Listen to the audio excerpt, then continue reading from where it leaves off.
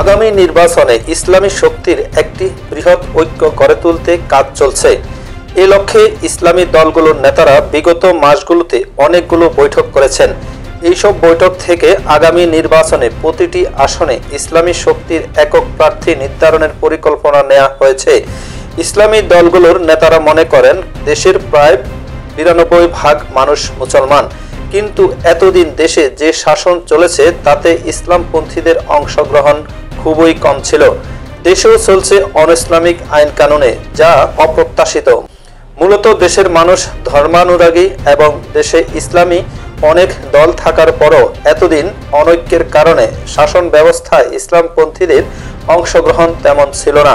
এই জন্য ইসলামী দলগুলোর নেতারা এখন মনে করেছেন, ঐক্যবদ্ধ না হলে দেশে ইসলামী আইন কানুন বাস্তবায়ন সম্ভব নয়। আগামী নির্বাচনে যাতে সংসদে ইসলামপন্থীদের ভালো অংশগ্রহণ থাকে, সে লক্ষ্যে এবার ঐক্যবদ্ধ নির্বাচন করার উদ্যোগ নেওয়া হয়েছে।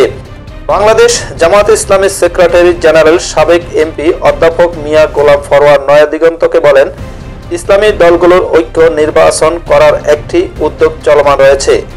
নির্বাচনের তারিখ ঠিক হলে তখন আরও বিষয় আলোচনা করে চূড়ান্ত করা হবে। এজন্য চূড়ান্ত ঘোষণা আসতে আরও একটু সময় লাগবে। ইসলামী আন্দোলন বাংলাদেশের যুগ্ম মহাসচিব ও মুখপাত্র মাওলানা গাজী আতাউর রহমান নয়া দিগন্তকে বলেন, ঐক্যের প্রক্রিয়া চলমান রয়েছে।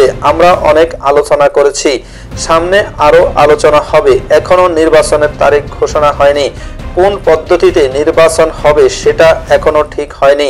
উচ্চকক্ষ, নিম্নকক্ষ, নারী আসন, বিভিন্ন বিষয় নিয়ে এখনো চূড়ান্ত সিদ্ধান্ত হয়নি। এসব বিষয় চূড়ান্ত হলে আমাদের ঐক্যের প্রক্রিয়া আরও এগিয়ে যাবে। আগামী নির্বাচনে আমরা ইসলামী দলের একটি বাক্স রাখতে চাই, যাতে জনগণ ইসলামের পক্ষে ভোট দিতে পারে। কোন কোন দল জোটে থাকবে এমন এক প্রশ্নের জবাবে তিনি বলেন, যারা ফ্যাসিবাদ বিরোধী আন্দোলনে ছিল এমন ইসলামী দলগুলো নিয়ে ঐক্য হবে। আওয়ামী লীগের সাথে নির্বাচনে যাওয়া ইসলামী দলগুলোর ঐক্যের সাথে থাকবে না।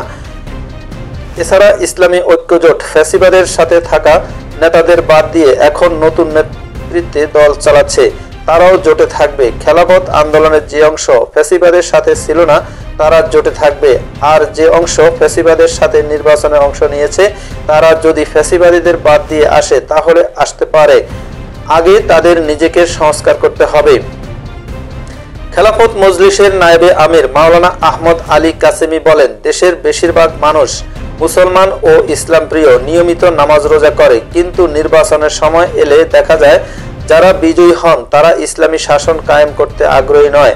আর যেসব ইসলামী দল শাসন চায় তারা বিক্ষিপ্ত থাকায় পাস করবে না জেনে মানুষ ভোট দিতে চায় না।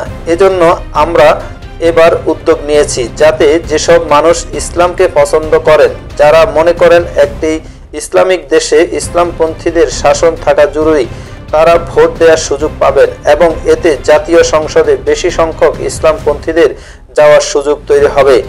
বাংলাদেশ খেলাফত মজলিসের মহাসচিব মাওলানা জালালউদ্দিন আহমেদ নয়া দিগন্তকে বলেন, আমরা দেশে সব ইসলামী দল, মত ও পথের লোকদের একটি ঐক্য গড়ে তুলতে চাই। যারা ইসলামী রাজনীতি করেন এবং পীর মাশায়েখ আছেন তাদেরও আমরা একসাথে আনতে চাই। ইসলামী বুদ্ধিজীবী যারা আছেন তাদেরও সাথে আলোচনা চলছে। মূলত একটি বৃহৎ ইসলামী ঐক্য গড়ে তুলতে কাজ চলছে। সর্বশেষ গত 29 মে ইসলামী দলগুলোর বৈঠক হয়েছে। আগামী 25 জুন আবার বৈঠকের দিন ধার্য হয়েছে। ক্রমে আমরা ঐক্যের দিকে এগিয়ে যাচ্ছি। আমরা প্রতি আসনে ইসলামের পক্ষে একক প্রার্থী ঠিক করতে চাই। জমিয়তে উলামা ইসলামী বাংলাদেশের মহাসচিব মাওলানা মঞ্জুরুল ইসলাম আফেন্দি নয়া দিগন্তকে বলেন, আলোচনা চলমান রয়েছে, তবে এখনো চূড়ান্ত কোনো সিদ্ধান্ত হয়নি। সবাই এখন যার যার মতো নির্বাচনের প্রস্তুতি নিচ্ছে। সর্বশেষ একক প্রার্থী দেওয়ার বিষয়ে সিদ্ধান্ত হবে।